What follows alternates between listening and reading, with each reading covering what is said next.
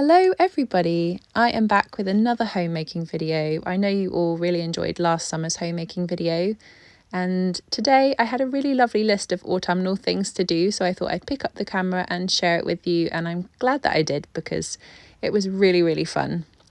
We started with this beautiful breakfast. We had leftover pancakes in the fridge, so I whipped up some scrambled egg and we had it with some yogurt and fresh pears and a big cup of tea.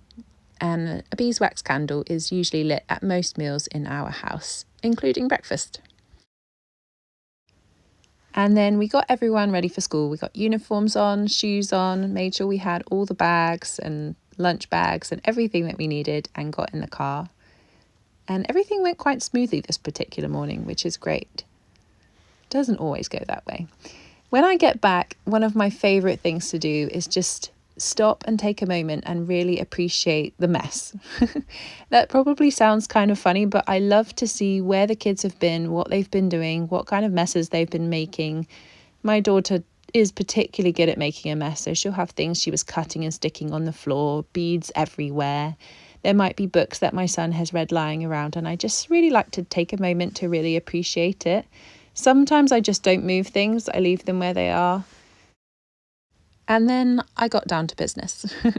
My mum bought me this beautiful apron from the last trip she went to Sweden. It's so pretty and feels very autumnal, which is super appropriate for this particular day. And I just start most times with starting to put a few bits and bobs away, whether that's things that are dry that need to go away, that were in the drying rack from the night before, maybe emptying the dishwasher. Just kind of putting a few things away is always the first thing I do. I might be listening to some music already or a podcast. This particular day, I was listening very loudly to country music all morning, and it was absolutely brilliant. I had so much fun. It always livens me up, and it's so much fun to have something to dance to and sort of keeping you company, I suppose, when you're doing chores around the house. So then I got home with all of the dishes. There's always so many dishes when you're cooking food from scratch, but I would have it no other way. I am happy to do the dishes for the sake of making sure my family are really well nourished. Then I got to writing a list of things I had to do that day because there were so many things on my mind. I got to a very small percentage of the list, but that's okay. I have other days to do things. There's me dancing to some of the country music.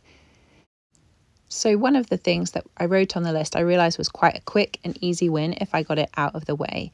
I needed to put up some command hooks so I could hang up this sort of clay leaf bunting that I made last year. And so I was just trying really hard to get these command hooks stuck on.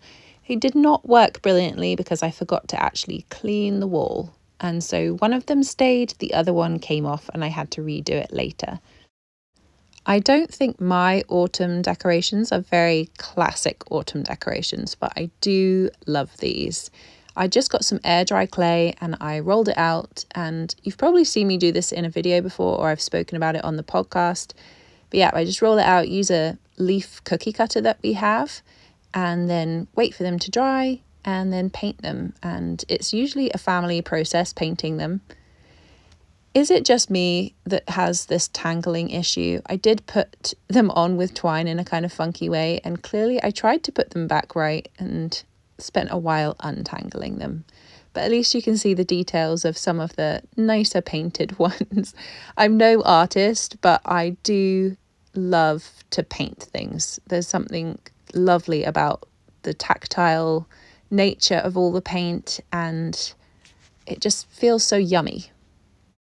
I know I probably could go down to some kind of fancy shop and buy much fancier garlands and decorations for the house, but this was a much cheaper alternative, and I kind of love the way that it looks, and I happen to have most of the things already to make it. Last year I bought these really gorgeous little felt mushrooms, so they went up on the Welsh dresser, and you can see there we've already made these really cute little mushrooms. I'm going to make some more of those today to show you how to do it. And then I brought down the big red candelabra that comes out for autumn and winter.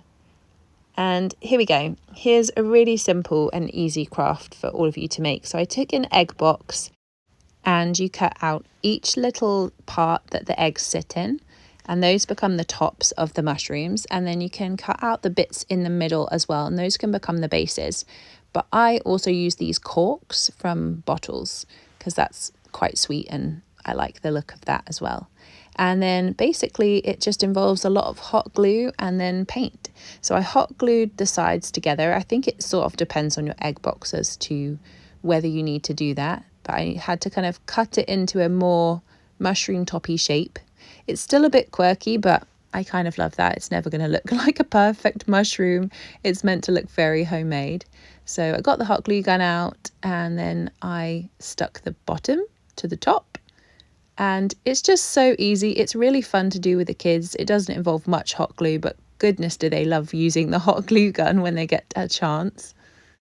This would be such a lovely idea for like a family gathering or a big party around this time of year, because you could get so many bottoms and tops and get them all ready to paint and then glue together and have everyone take one and do their own.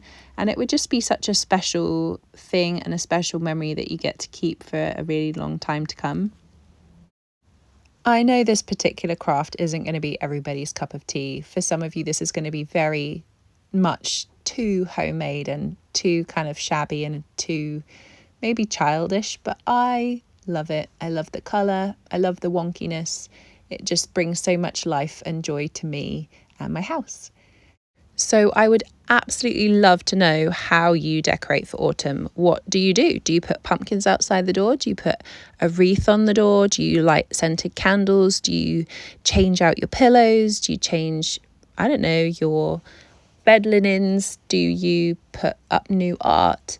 What do you do to decorate for autumn? I would really love to hear everybody's ideas and what you do. And any kind of really interesting crafts would be really lovely to share in the comments. One thing I always think of when I'm doing seasonal decorating is, what would they do historically? How would they decorate in history? They would use what they had around them. They wouldn't be able to go to the shops and buy all these different plastic things or new things. It would be, what do we have outside? What are we growing in the garden? What can we bring in to decorate with? So there's so many different ideas out there that are free, that are very easy to do. You don't need to have crazy craft skills in order to do them. And most of the things you see here are very, very simple to do yourself. I am definitely not a skilled artist. Now we're going to move to one of my old least favourite jobs and now one of my favourite jobs because it's so satisfying, and that is cleaning the oven. I never used to clean the oven, and in fact actually for a time we had a self-cleaning oven, which was absolutely fantastic, and in the future I would love to have a self-cleaning oven again. But this little tool has changed my life. It's just a really cheap scraper cleaner. It's a blade that I got from Amazon. It's sharp and it basically just scrapes off all of that muck that lands on your lovely glass fronted oven. Now, for those of you that don't have a glass fronted oven, or for those of you that have a really fancy glass fronted oven that has some kind of special coating on it, you can't use one of these scraper cleaners. But for those of you with really old ovens like mine, this is an absolute miracle. The rest of my oven washing and cleaning process is just all about hard manual labour, hot water and dish soap. And that does the majority of it. I have tried all sorts of like particular products for oven cleaning and cream cleaners, all sorts of things. And I actually find that the best way to do it is just to regularly clean the oven and regularly clean it with lots of hard labour. So I'm just going in with a rag and just cleaning out any particular gunk that's lying at the bottom, which isn't too bad because we have a kind of catching tray that sort of takes most of it that I can take out and then soak and clean it that way. And the other tool that I use a lot in the process of cleaning my oven is just this kind of wire scrubber, and it works really well to take off pretty much everything off of every single part of it. Again, some of you will be feeling a bit iffy about me using that on the glass, but I am using it actually quite gently. It doesn't look it, but I am using it very gently, so it's not causing any damage to the glass, and it is taking off all of that grease. And then I'm just cleaning it off, and I'll give it a final clean just with some actual glass cleaner. It is not perfect. I am not a perfectionist. So some of you again will be feeling a bit like, oh, but that's not clean. It is as clean as I am going to want to get it today, and I'm happy with how it's gone back in. Not perfect, but definitely an improvement. It has always amazed me how the majority of cleaning products are kind of unnecessary when actually most of the time you just need to use your muscle. And then you're saving so much money, you're helping your health by reducing the amount of toxins in your home. There are so many toxins in cleaning products that have been proven to be carcinogenic or just bad for your overall health. And it's really important to me to make my home as healthy as possible for me and my family. If you're interested in natural cleaning, I would recommend following Nancy Birtwistle on Instagram. She also has a couple of books, and she has really fabulous resources into making your own natural cleaners, things that actually work, and lots of problem solving things. So now I'm going into making something delicious. So I had seen someone make this beautiful kind of French marble loaf cake on Instagram, and I had bookmarked it and found a recipe that was really similar, and I was so ready to make this and make it gluten-free. I sub really easily with the Doves Farm gluten-free flour. I absolutely love it, and it turned out so nice.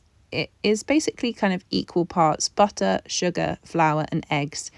Very, very simple recipe. You just have to make sure you're doing all the right creaming and whipping and where you need to make sure you're getting it to the right consistency. And it was beautiful. It lasted a few days and it was absolutely delicious. I haven't marbled a cake for such a long time, and so I couldn't quite remember exactly how to do it. I know you split the mix in two, add cocoa powder to one, and then kind of dollop them next to each other and mix it together with a kind of stick or a sharp knife. So I did that, but it didn't turn out as marbly as I wanted it to, but it was still so good. I usually bake about 2 to 3 times a week so that the kids have got something wholesome to snack on that hasn't got palm oil in it, because buying any kind of baked good at the store without palm oil in it is almost impossible these days. So I like baking with butter. I think it's definitely much better for them. So now I'm just finishing off because the first layer has dried on these lovely little mushrooms. So I'm just adding some dots to this little green one, and it looks so cute. I kind of wish I'd made more. I really loved letting my daughter paint the rest of them. She actually painted them about 3 times each because she wasn't sort of satisfied and she was enjoying herself so much. So she would paint it and let it dry and then paint it again. And this one I'm doing very cute little stripes on. I mean, you don't really see many stripy mushrooms, but we weren't going for realism here. Just wanted it to look quite sweet. And I didn't paint the bases. You could, of course, paint the corks, but I left them as is because I thought it gave it a little extra charm. So there you have it, my finished mushrooms. What do you think? Cute?